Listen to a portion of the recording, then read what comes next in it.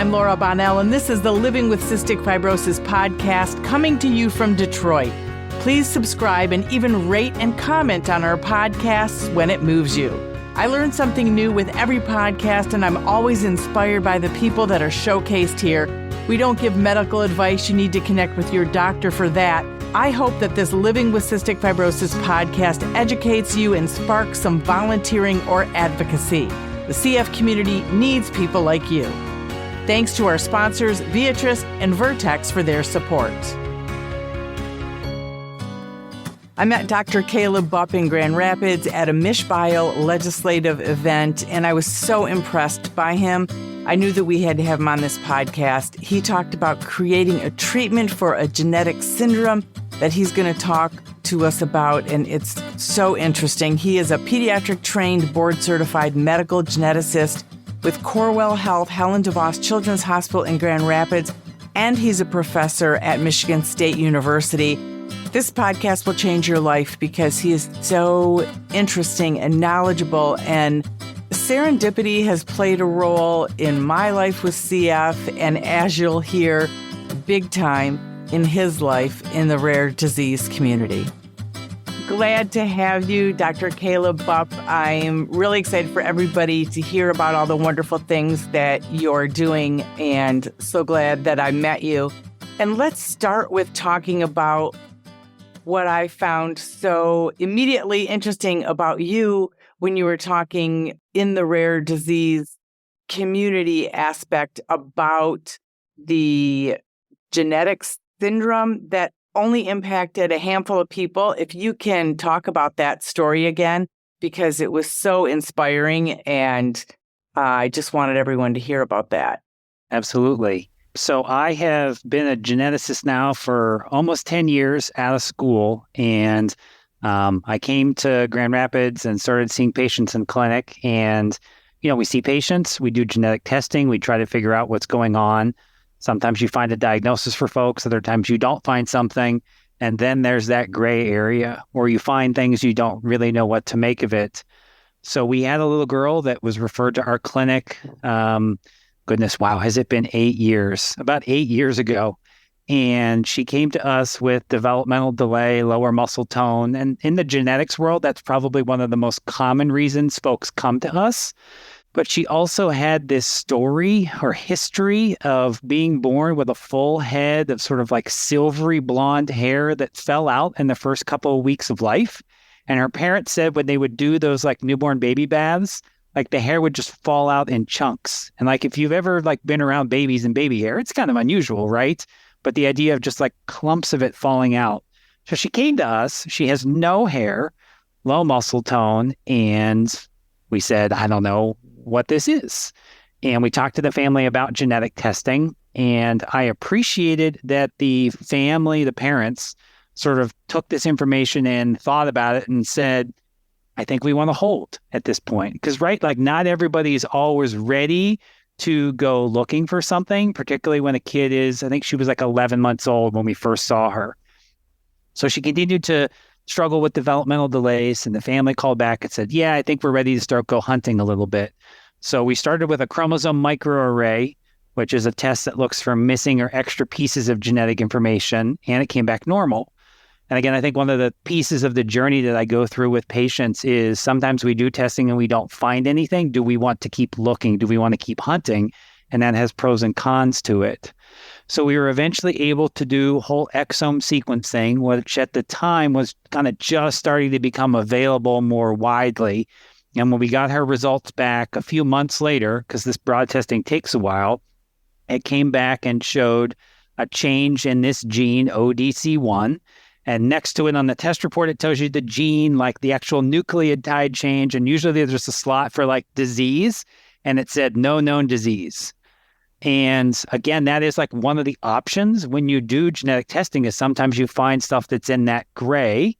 And I called the family and said, we found something. I don't know if this is anything at all. Maybe someday we'll see. And kind of click, hung up. And that's really the end of it at that point.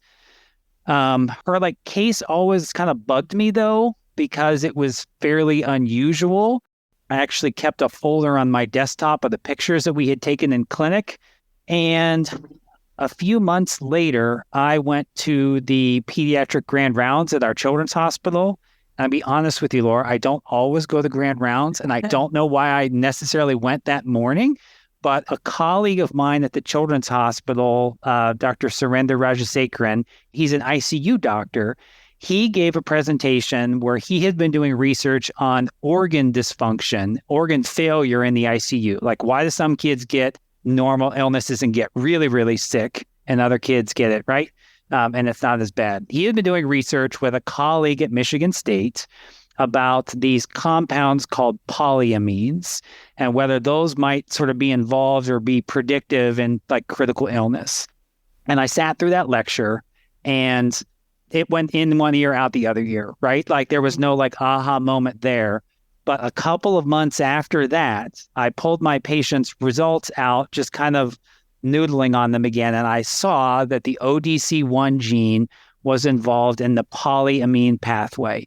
And it literally was recognizing a goofy sounding word, polyamine, and being like, whoa, that's what Raja and Andre talked about. So I was in a meeting with Raja a couple of days later, and we finished up. And I kind of said to him, hey, I have this patient with a change in ODC1. Do you think Andre, that's Andre Bachman, do you think Andre would be interested?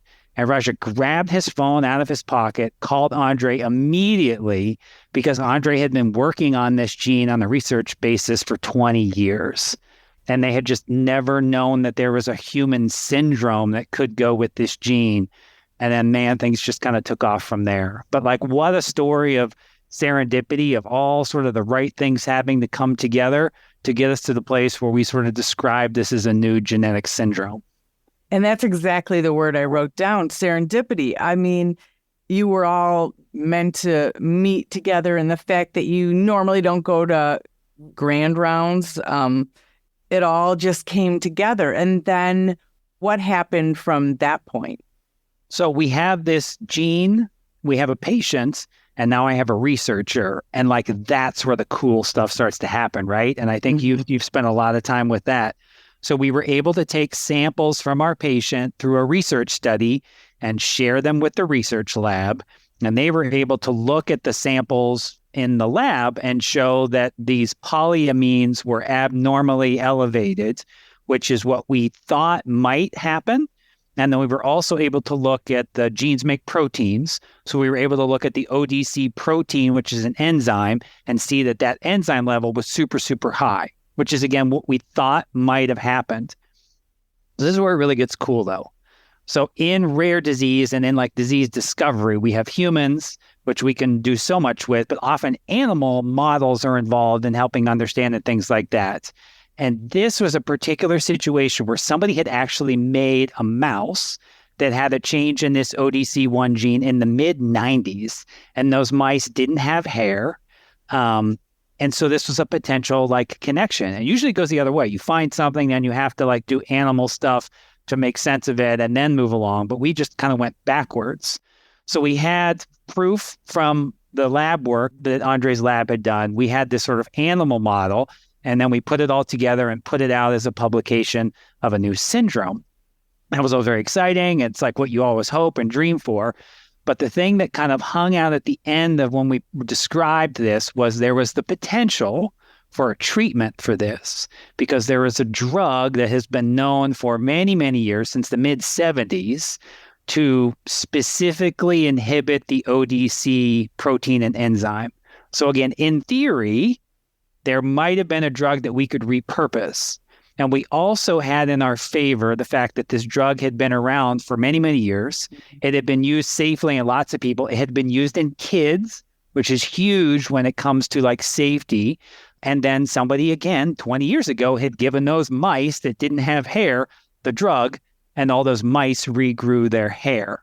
So we took the publication, we took the lab data that we had. We actually were able to get a skin sample from our patient, grow it up in the lab, and treat the skin cells with the drug. And the cells didn't die, and the levels kind of got normal. The safety data and the animal treatment model, we went to the FDA, and boy, was this a learning experience. And we got a single patient compassionate use IND approval, an investigational new drug. And That is so much work. Yes, the FDA has made it a lot easier to do it, but it still took a tremendous amount of institutional effort from the folks at Helen, DeVos, and Michigan State, because it was the right thing to do, but it still was just for one patient. So we put all that together, we send it off to the FDA, and then you kind of wait. And then you get like the letter back that says you are approved to give this a shot. And we had talked with the family and said, this is something we think might be a good idea. And again, families have to take a leap of faith. Like, this is a partnership, right? This isn't just like doctors and scientists being like, this is what we're going to do. And her parents were game to give it a shot. So they drove up to our hospital, hung out in the clinic. And how old is their daughter at this time now? She was about 4 or 5 years old when we started. So when we published our syndrome to when her first dose went in her mouth, it was 15 months. Which is really, really fast from like discovery to treatment. One of our goals, I think, on the back end of this has been, this is a unique example, but it's a good example of like how things should work, how they can work. And I feel like it also gives us hope for the future of like, if we put the pieces together and get people in the room, we can speed up this process. It's always tough because you'd love it to be this way for everything. And it's certainly not the case. But again, I think we can take hope from each other and the successes and the achievements that everybody in the rare space has had. And the good thing is for us is you're so young. You're so young.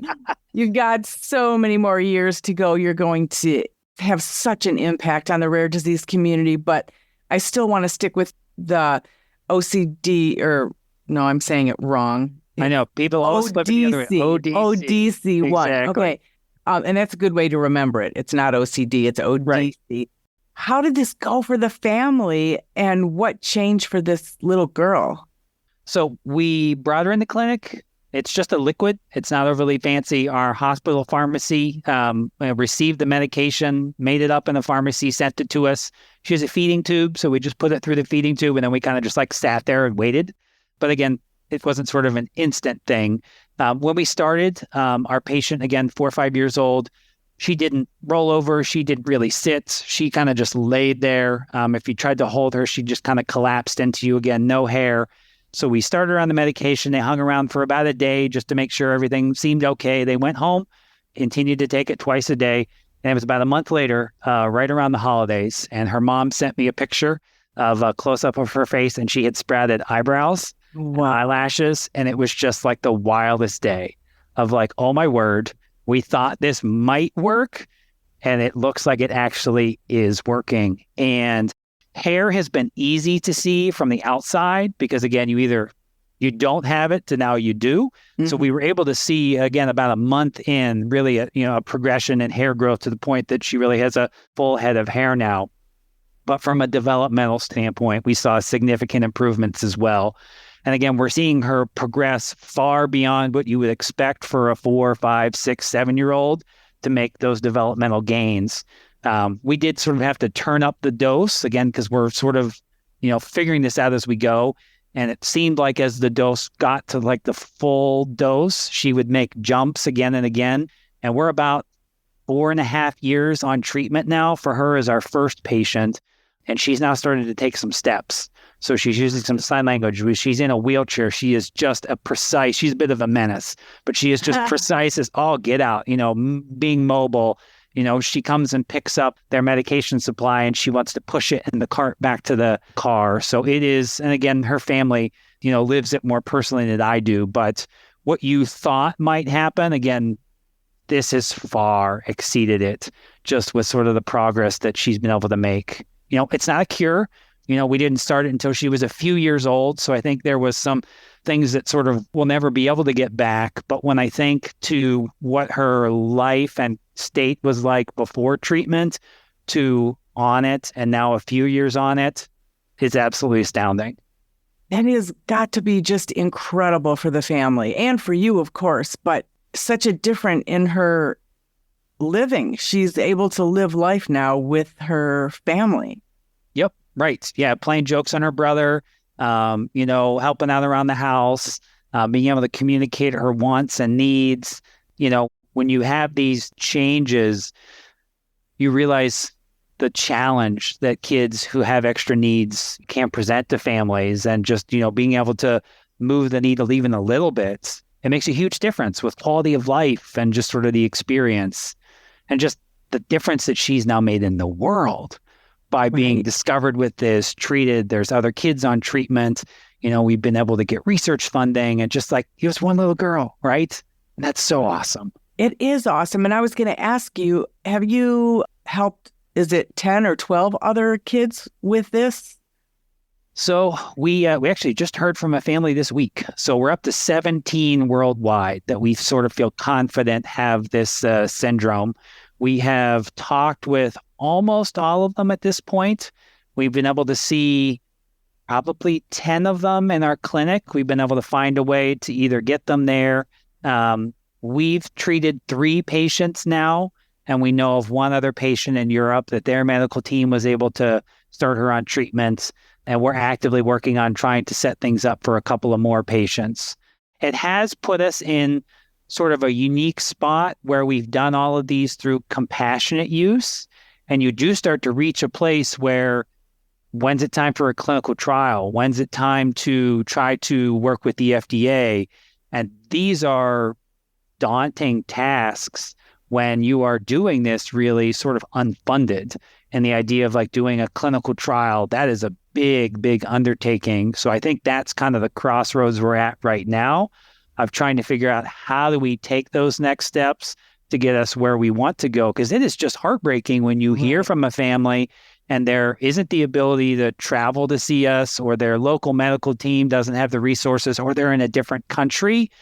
And it really puts you in a really challenging place, right? Yes, and this is why I wish I was a billionaire, because I would be like, how much money do you need, Caleb? Like, I would be, so anybody that's a billionaire, millionaire, anybody that has the money to help Dr. Bupp, I just say, please, you're doing incredible work. And I wonder so many things, how you're getting the word out there, other people that maybe kind of started at a, I was going to say at a loss, but it's not at a loss. You're just trying to figure it out.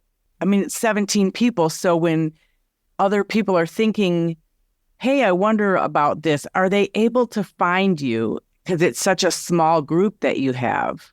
Yeah, so far, I think we've been fairly successful with that. The disease does have our names on it. It's called Bachman-Bupp syndrome. So that sort of helps you a little bit. And we've also tried to publish research articles as we've gone along. So I think we're up to maybe 8 or 9 research articles on this, and we're pretty much the only ones that have published on it. And again, it's mostly because this is so rare that it makes sense that like one team would kind of specialize in it. So I do think when folks get a diagnosis, the internet provides you with a lot of information now. And when you start to look up ODC1, you sort of quickly find our work. We've also really been graciously supported by our families being willing to share their stories. Not everybody's always ready to share their story, and it's not right for every person. But when people can share their rare journey, that again provides that connection point for others to say, oh, somebody's been through this, or I can reach out to them on Facebook. Like, the world's gotten so small that it sort of has created a bit of a funnel that we feel pretty confident if somebody gets this and they're interested. Now, again, not everybody's always interested in talking more. Right. We think they can find us, and then it sort of becomes this tug of war of how can we help, but what are the limitations based on individual circumstances? And I wonder, too, how you're feeling. All of us in the rare community and in the cystic fibrosis community, I would say that we get it. I would say the 1 million people in Michigan with a rare disease get it, and their spouses and families. But I mean, obviously not everyone gets it, and not everyone is a fan of science, which I really can't understand. But we're in a different space than some people just don't understand it, or they have a fear of science because they're not educated about what all of you scientists do, and that, this isn't like witchcraft, and, nobody's doing anything evil, even though for whatever reason it's out there. There's not a complete trust. So how can we help change that and get more people involved and understanding what you're doing? Because this is huge for not only that one family and that one girl, but the 17 people you're helping. And like you said, you're repurposing a drug. This always has a domino effect to other diseases. So how do we kind of wake people up to get them excited about learning more? I think talking about things is always helpful. But I think when we talk, we also have to be willing to be honest. I like to tell my patients that you can ask me any question as long as I don't know is an acceptable answer, because there are lots of times where questions come about rare disease and the honest, true answer is I don't know. And I hope that like from the medical side of things, that it's okay to say that. But I also understand that that's a really crummy answer to hear as a patient in the family. Well, nobody knows. So I think just, having the grace and understanding with each other to ask questions back and forth, but be okay if there just aren't clear answers, let alone if there aren't murky answers. And then I think the opportunity to band together as different rare organizations and rare communities, because I think, the idea of like individually rare, but like together not rare at all. The themes of rare disease are so consistent across multiple diseases that that's a place that we can find common ground very, very firmly. And then we can sort of work more individually in our areas on sort of the bells and whistles that exist in each place. How do you continue to be inspired? Is it because things like this happen and, you've been able to work with other scientists and research to figure this out and that keeps you going? Or what is it that keeps you curious and trying to work on the next thing and improve what you're doing with this disease? Well, this isn't going to be true for everybody, but a lot of us in this world have an inner nerd that we're trying to hide a little bit. But this is some of the coolest stuff that you're ever going to come across. That's why it's such a fun story to tell, right? It's something that makes sense and something you can fix, and you can see numbers that get better and you can see patients that improve. And that is the energy that really continues to drive you, because, anybody who's been through healthcare, it can be a bit of a drag sometimes, and it can be a slog just really day in and day out. When we hear from a new patient, it is just the best, because in that moment that you're going to be able to meet that patient wherever they're at and move them to a better place, even if it's just like a millimeter, because they found somebody that can empathize with what they've been through, that they've heard of ODC1 before. Because I think a lot of times, and I do this myself when I see patients in clinic, we do testing, we find diseases, and we say, I've never heard of this before, because it's not really possible for any one person to have heard of every single rare disease. And I wanted to ask you, so you have your first patient. She was treated about, like you said, 4 to 5 years old. So now and you have 16 more patients. Did they start sooner with treatment earlier? And did you see bigger results with those other patients? So we have 3 patients on treatment. Our second patient started about the same age. Again, we saw really lovely results, and we're really, really happy with that. The third patient that we treated was what we sort of wondered might happen. So again, it's something about the holidays, but Dr. Bachman and I got an email from a medical team in a different country. And they said, hey, we have a newborn who is 2 weeks old. And they actually were doing rapid genome sequencing in their hospital and in their medical center. And that patient was diagnosed through sort of rapid testing very, very young. Wow. Right? That's This is amazing. this is newborn screen, and it's not newborn screen, but 2 weeks is pretty close to newborn. And again, then the tremendous work begins of how do you connect with that patient and share and do all the sorts of stuff. And we ultimately were able to start that patient on treatment at about 11 weeks old, so significantly younger than the other ones. And again, that patient has done much better just because we got to them earlier.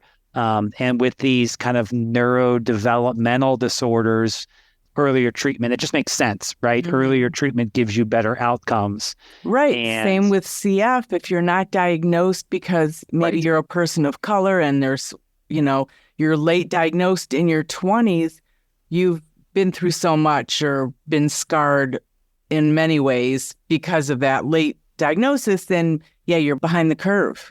Exactly. Then the fun questions start to come of, well, these polyamines are kind of a metabolite.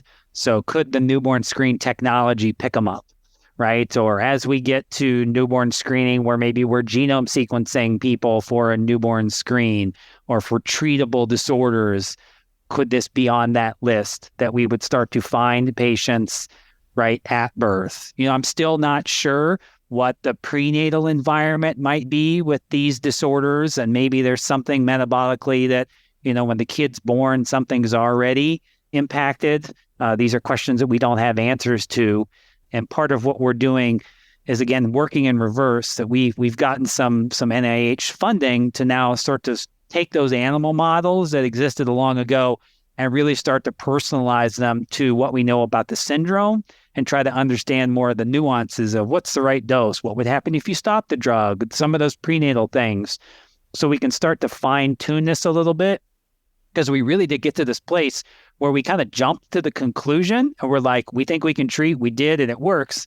And now we have this chasm to kind of go back and fill in to understand things a little bit better. And it's not a bad problem to have, but it's just a different one to puzzle around. Right. And back to what you were saying. So in the womb, parents who find out they have a mom who finds out she's still pregnant and she finds out she has a child with CF, they are now allowing, even the insurance companies, hallelujah, are allowing that mother to go on the CF modulator drug so that it can help the child in utero, which is incredible. So you're already helping that CF baby. So hopefully for your patients too, like you said, that it will just get better and better. So the odds are so much better. Right, because we're shifting, right? CF a lot of times comes from carrier screening. And so there's a risk, you can test. Prenatal genetic testing is becoming much more robust now, to the point that, prenatal whole genome sequencing is now very reasonably done. So we're going to get to a place where even before the newborn is screened, like you said, we already nearly have it. And so we can start to work in that window as well. So we kind of just keep backing things up, which just gives you more opportunity to work in, but just creates more and more questions and things that you have to puzzle through. Every time I hear you speak, like I said in the introduction, when I met you and heard you speak, I'm so excited about and so hopeful for the world. I just appreciate everything you do, and scientists like you. I don't have a scientific brain, but I love hearing and understanding about work, and I think it's so important. So thank you for all you do. But I also wanted to talk about your involvement in the Project Baby Deer. If you can tell people what that's about in case people haven't heard about it, and kind of what you do with that project. So I referenced whole genome sequencing earlier, and that is what it sounds like. It's looking through your entire genetic code. Exome is just the exon, so kind of the most important part of the genome. But technology's made it that we can do genome now, and you can do genome very fast. The first human genome project took 10 years, and now you can get a genome done in a couple of months. But technology has made it you can actually speed it up. And there are ways now to sequence someone's entire genome, particularly a baby, when they're critically ill, and get results back in hours, which is just like mind-blowing.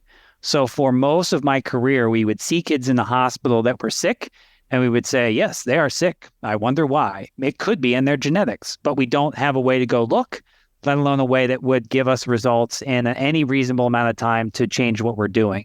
That is completely turned on its head as technology has let us do that testing fast. So now we walk into the ICU, we have kids that are sick. We say, they are sick. It could be genetic. Now I can go look fast, and in a day or two have my answer. So again, just like we talked about with newborn screening, the sooner you know, the sooner you can treat. And kids in general shouldn't be sick, like newborns, let alone critically ill. So the prevalence of genetic disease in that population is so high.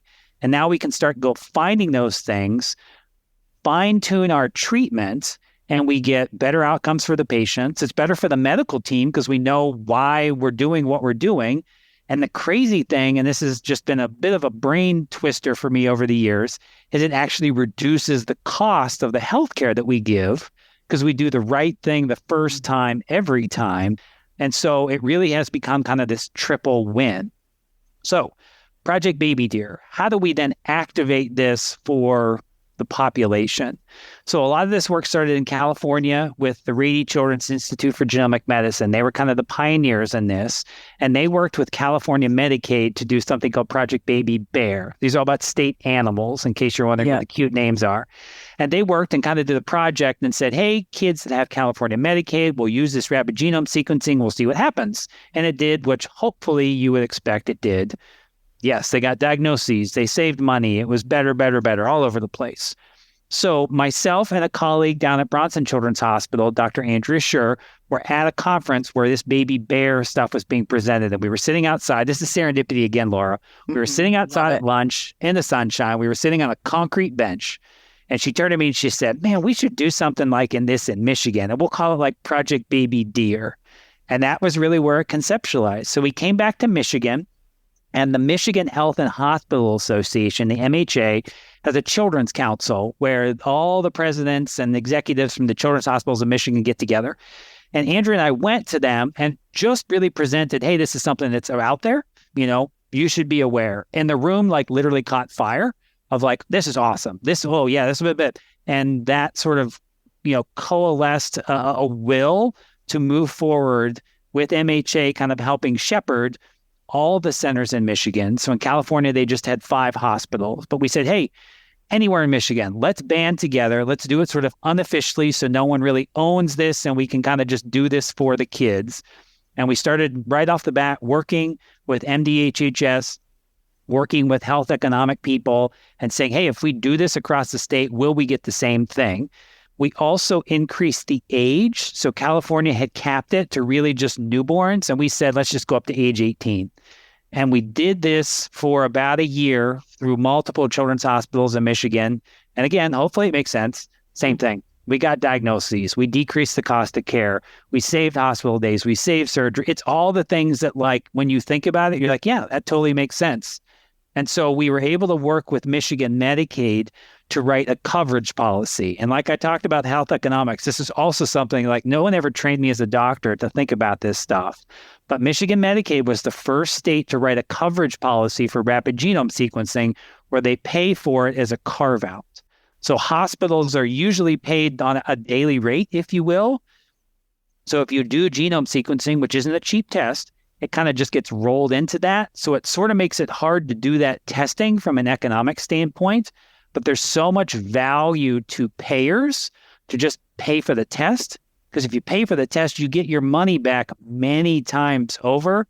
And that frees the hospitals, the medical teams to not have to triage whether we do testing or not. So Michigan was the first to do it. And now we have seen multiple other states do the same thing with other projects in other states that have very cute names. And I think we're fast on the track to probably this being a national thing, because again, it just makes too much sense to be doing this. It makes so much sense and it saves money. And, we've talked, this impacts legislation, this impacts everything. And I'm so glad that yourself and other doctors are getting so much more involved, because we did meet at a legislative event and it is important. And the more doctors and scientists I talk to, them, you have to know what's going on and be involved, because things we'll go a little bit sideways here, but things like step therapy, you shouldn't have to go through. You shouldn't have to try a wrong medicine because it's cheaper to get to what your doctor actually wants you to do. That isn't saving money, and that's harming people medically and making them suffer. And so there's so many legislative things that we're working on, and all of this that you're talking about, like the Rare Disease Advisory Council that would give a voice to all the parties, all the insurance companies and pharma and scientists like you and parents like me and nonprofits and doctors. we'll just make the world a better place, and we will actually affect the bottom line, which I think is very important to the state and very important to insurance companies and everything. So, yeah, I think we're definitely going in the right direction. Yeah, I mean, you don't want to make everything about dollars and cents, but unfortunately, that is the reality of healthcare as money talks. And rare disease takes up a disproportionate amount of healthcare dollars. Kids that are in children's hospitals are disproportionately affected by genetic diseases. Kids that are in the NICU, critically ill after birth. Again, sometimes there's a reason for it, but a lot of times it's in the genetics. And we're fast getting to the place where, again, just like we talked about with newborn screening, I think we're going to get to the place where pediatric inpatient units, particularly ICUs, rapid genome sequencing is going to become almost a first-line test. Because again, we need to make sure families are consented. We got to do this the right way. We can't just go wild here. We talked about mistrust, right? Mm-hmm. But if your child gets admitted to an ICU and it's potentially because of something in their genetics, I think a lot of people would say day 1, day 0, let's start the clock on that and let's know tomorrow or the next day whether it's yes or no. And honestly, if the answer is no, that is extremely helpful. We don't always have to find something. Right. And unless I'm off track, isn't knowing the BRCA gene, isn't that an important thing for women and breast cancer? So isn't that kind of the same thought process, what you're saying right now? If we know we can treat it, you can save lives and money and everything along those lines? Right. I would just point out the nuance of that is that's an adult onset condition. And True. Some folks will say, hey, with stuff that isn't going to affect a baby or a kid, maybe we should wait until that person wants to decide themselves for that kind of information. But again, that's very different. Some people would say, yeah, I want that information. Other people would say no. But that's the place where we need to make sure if we're doing a lot of testing and we're digging and looking for things, we make sure that folks know what we're doing, that they're comfortable with it, because you don't want to be in the place where you find something and you can never put it back in the box. Right. And so maybe it wasn't the best example I just gave, but I appreciate you explaining the difference, which is important, because yes, if you're starting off as an infant, it is completely different than something as an adult. And that is an important point to know as well.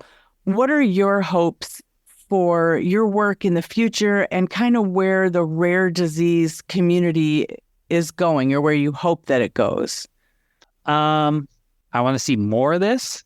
I want to see this done more efficiently. Inefficiency drives me nuts. And a lot of things about science and healthcare are massively inefficient. And that's okay. If we can't say that and be honest with each other, we probably have a different problem. And I want to see this happen more for the patients that I get to take care of and the patients that my colleagues get to take care of. I don't want this to be something that only exists if you go to this hospital or if you go to that center. Genetic code and zip code, right? There's no difference there. And I think that was part of our heart with Baby Deer was wherever a kid's born in Michigan that they may end up in the hospital, they should have access to this testing. Because when we have testing done more equitably, you mentioned earlier, right? Some of the the ancestry and things, our testing isn't always tuned to those things because there's been disparities over the years. So how do we fix that and get to a place where it doesn't matter who you are, your genetic code, your zip code, we get you that diagnosis if it's there, we get you that proper treatment. Like you said, let's do the right one the first time. Because if we do those things, we solve a lot of problems for the future. We don't solve every problem, but we solve a lot of big ones. Right. And it helps everyone. It will help everyone. And I do say to even some senators and representatives that just don't get it yet, because I always say, if you don't have someone in your life yet that has a rare disease, you will. You will at some point have a friend or a relative or somebody, and then you'll get it. I mean, I always go back to Nancy Reagan, with former President Reagan. She didn't get it until he had Alzheimer's.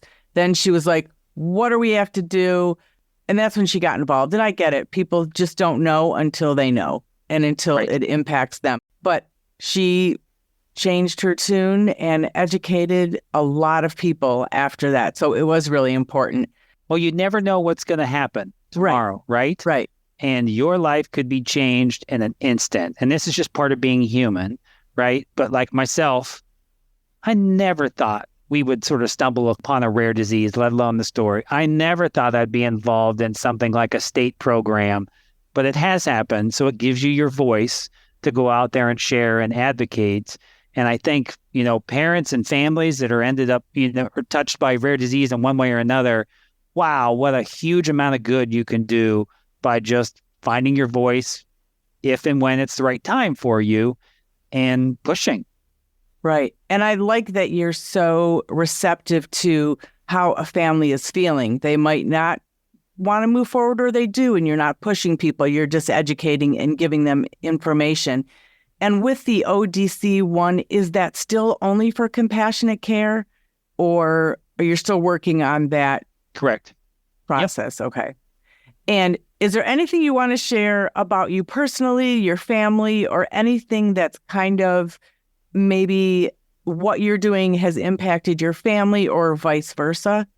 Well, my kids are always curious if I see patients with Bachman Bupp. I think they think everybody has it. That's always a bit of a hoot. I think just reflecting on the years, I personally am someone that always is a little struggle bus for like, what's the next step? Like, where are things headed? But it's so reassuring when you turn your gaze backwards and you see the places that you've been put into that right spot or met that person. Again, sort of that serendipity, that providence. And just looking back on all the places, like I never thought I'd go into genetics. I didn't know it was a thing until I was in pediatrics residency and a patient got admitted that had a genetic disease and I met the geneticists, and then you end up training somewhere and your mentors, my mentor sat down with me once and said, Caleb, what you need to do is just find something and become the world's expert on it, and then you'll be fine. And I was like, oh, that's very sweet. You're a legend in the field. So again, just like the places and the people that are brought into your life, and just the way that I think can give us maybe a little bit of a calm and purpose for where we're at and kind of laser focus ourselves, because there's a lot of noise. Life is hard. A lot of things go on, and we kind of have to operate in the chaos a lot of times. So maybe I'm soapboxing a little bit, but I think that's kind of where my reflections go with this. No, I love it. And I think you're a scientific rock star, and I think we're lucky to have you. And I love that your kids are like, oh, does that person have the disease that, has your name on it? I love that. So keep shining the light, because we need you and you are such an inspiration. So thank you. And I know you're super busy, so I really appreciate that you could do the podcast with us. Oh, this is great. Thank you, Laura, so much. The original music in this podcast is performed by Kevin Allen. It's not complicated. Who happens to have cystic fibrosis. We all got our worries and fears. I know it's got you frustrating, but loving you is so alright. This has been the Living with Cystic Fibrosis podcast. For more information and to learn more about the Bonnell Foundation, visit our website at thebonnellfoundation.org. That's the BONNELL Foundation.org. This podcast was sponsored by Vertex Pharmaceutical, The Science of Possibility, and Viatris. It was produced by Jag and Detroit Podcasts. Follow our show in Apple Podcasts, Spotify, or wherever you're listening right now.